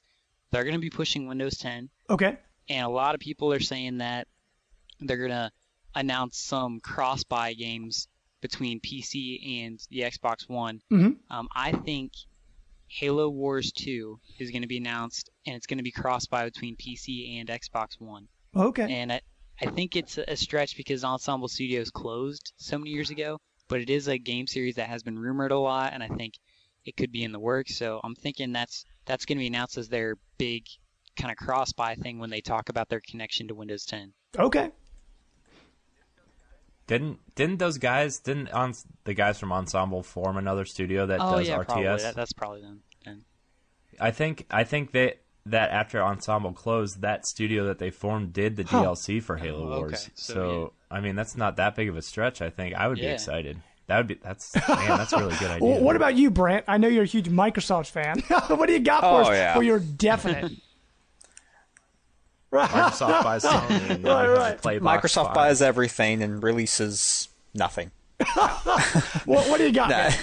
I think this E3 for the definite, they're going to really go in depth on Rise of the Tomb Raider. Okay. Talk about everything that's in that game, have gameplay footage. They're really going to hammer this home because hopefully they'll have it out by the end of the year and be a step ahead of Uncharted 4. So I think they're really going to put that timed exclusivity on display at their conference. Okay. That seems like a good one. Well, real quick, here's my pretty sure it's going to happen. If it does, this would be crazy. We all know Microsoft bought Mojang and Minecraft, and they haven't really done anything with it. So a lot of people saying, maybe Minecraft 2 is going to happen. Well, here's my guess. I don't think they're going to go that far. But what I think is going to happen, if you guys remember, Minecraft Story Mode is coming out from Telltale Games. I think that is going to come out and be an Xbox One exclusive. Because it's Minecraft. They own Minecraft now. They can do what they want with it. And it's not exactly Minecraft 2 because they're still bringing all that money from the regular Minecraft game, but this is an exclusive Minecraft game, I think, that will be on Xbox One. That makes sense. Boom. Yeah. What do you got, Corey? Sorry. Go ahead, Matt. I just wonder about the deal that was made when Telltale originally agreed to make story mode. Would they, overshadow that deal now that they own Minecraft? Sure. Which they probably would, but. I mean, Microsoft's got the money, right? Yeah. And I mean, I know it probably wouldn't be a system seller, but I mean, people that are huge Minecraft fans, if they're sitting on the fence about an Xbox One, it might push them over. Yeah. But what do you got, Corey? Well, going off your Gears prediction a little bit, I really do think that that's coming, but I think that they are going to give you access to the Gears 4 beta in some form. I think a Gears trilogy would be smart to put out and then put a Gears 4 multiplayer beta with it, like they did with Master Chief Collection and Halo 5. That's kind of like their worst kept secret right now. It's seriously a Gears collection, and then I love Gears multiplayer. That I spent so much time in Gears multiplayer, and I think that would be a mistake if they released the trilogy without a Gears multiplayer beta for 4. Okay, Matt, you're up next, sir. What do you got?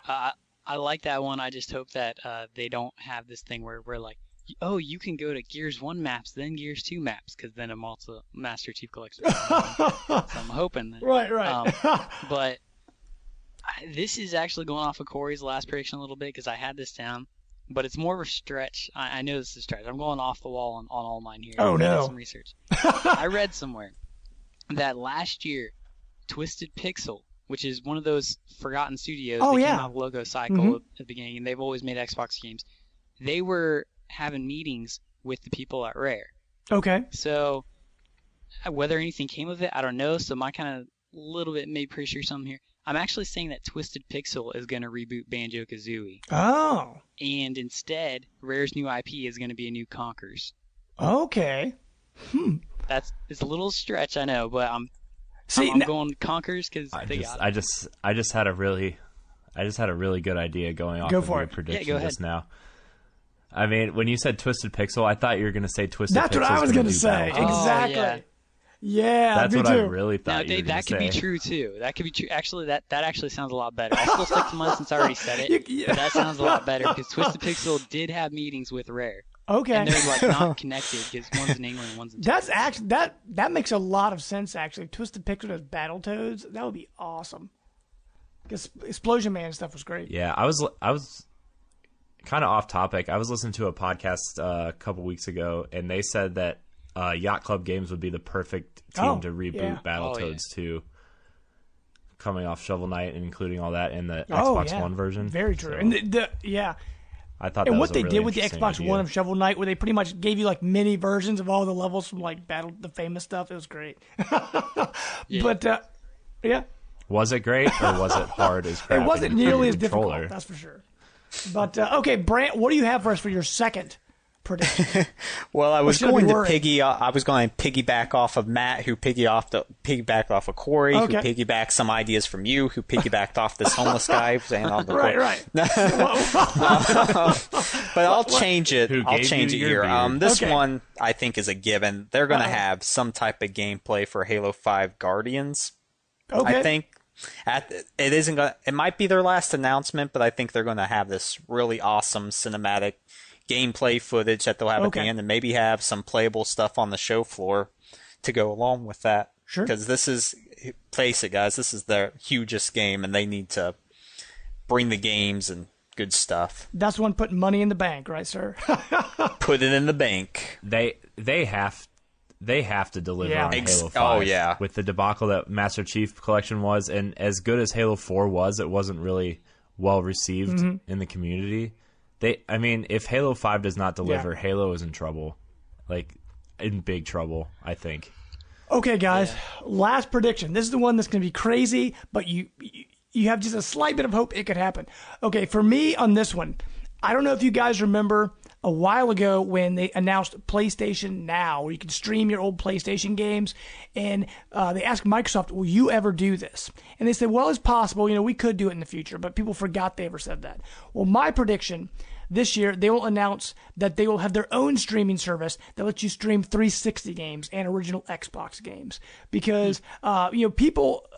right now, I know it's the popular thing to do the remasters, but there's still a lot of really good games on 360, on Xbox One, that they're not going to remaster. And so just to be able to get that ability to play those games, because most people have already unhooked their 360s, if they got an Xbox One or PS4, they put that thing in the closet. You only have so many inputs on your television. But to get the ability to stream 360 games and Xbox One games, I think that would be an awesome thing for them to do this year, to announce that.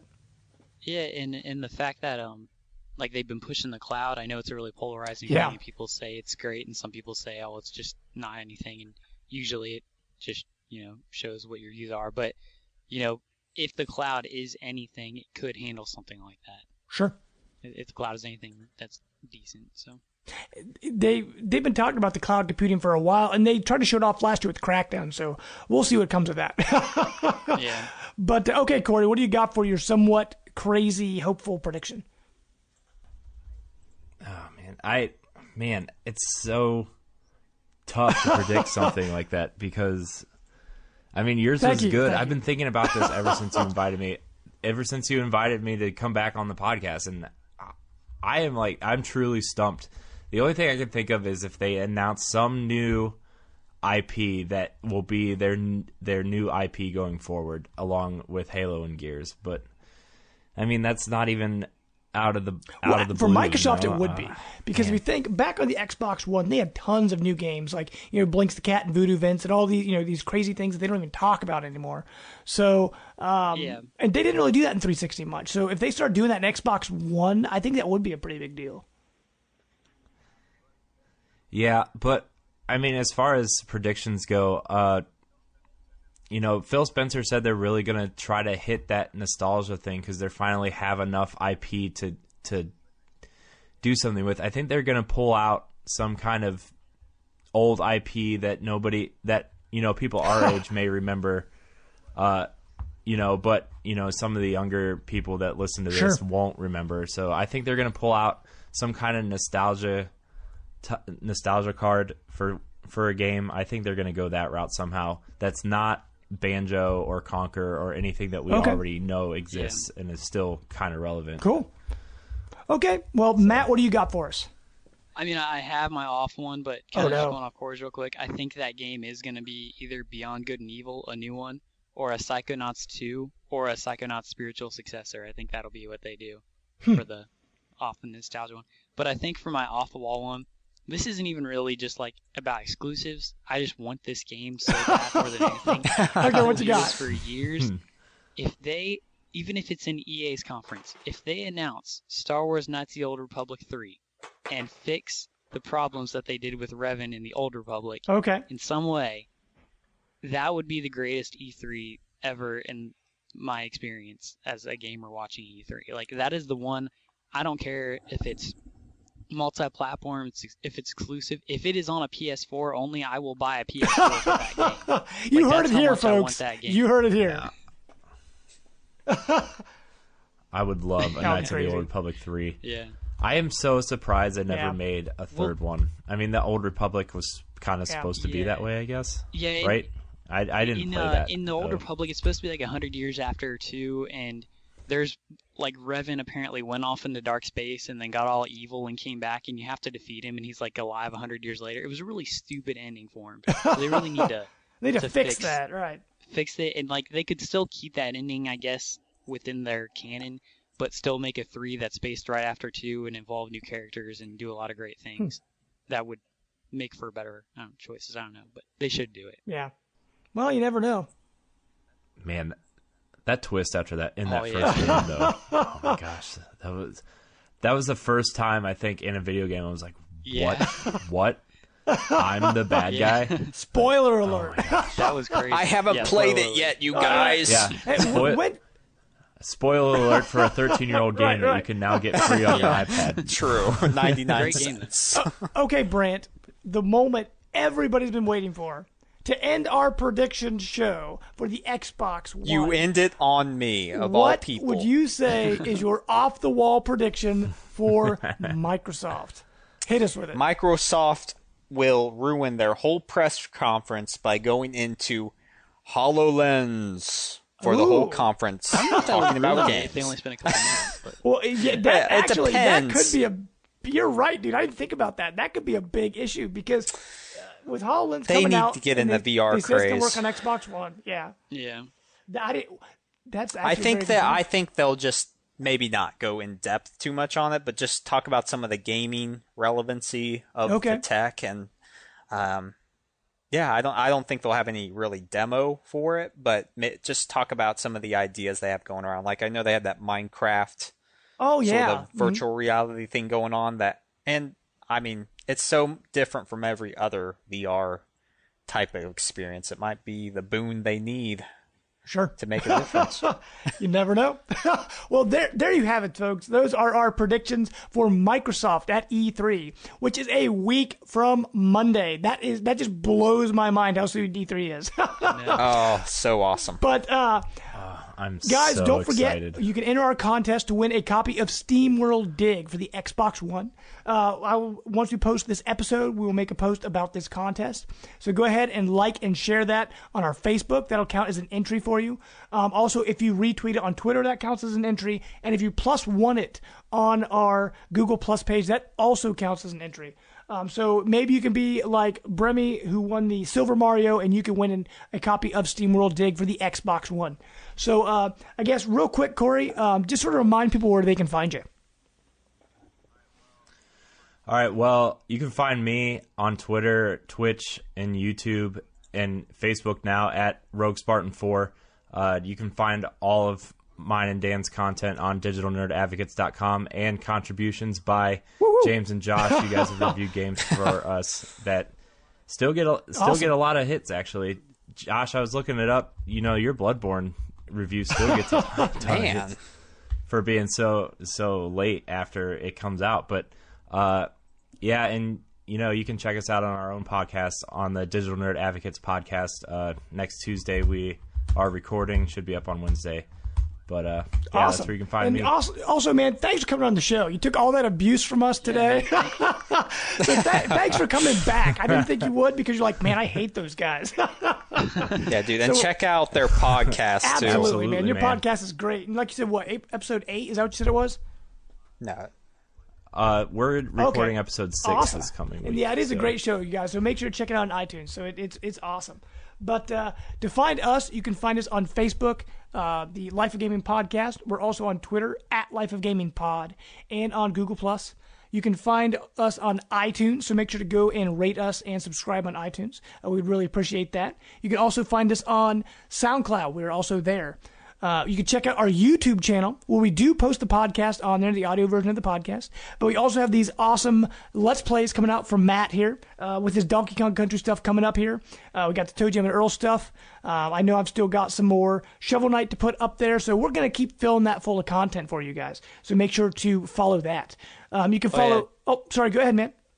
See, the next game, since I finished Donkey Kong Country, I think over the next week and a half those will go up. After that, I'm going to play Super Metroid for the first time in my life. Awesome. So that should... You're in for a treat, sir. Yeah. That's definitely something you guys will want to check out. But you can find me at JamesPlus12 on Twitter. And on Twitch, I am Jamester0722, so make sure to check that out. Matt, where can people find you, sir? On Twitter at CPunkRock07 or... on Xbox, if you go X, MightyMatt14X. And yep, that's pretty much it. Awesome. And what about you, Mr. Brandt, sir? On Twitter, I'm at _the_Brandt. I'm in the PlayStation ecosystem, so add me at _the_Brandt. And I don't play online games very often, but I love seeing what everybody else is playing. So yeah, go for it.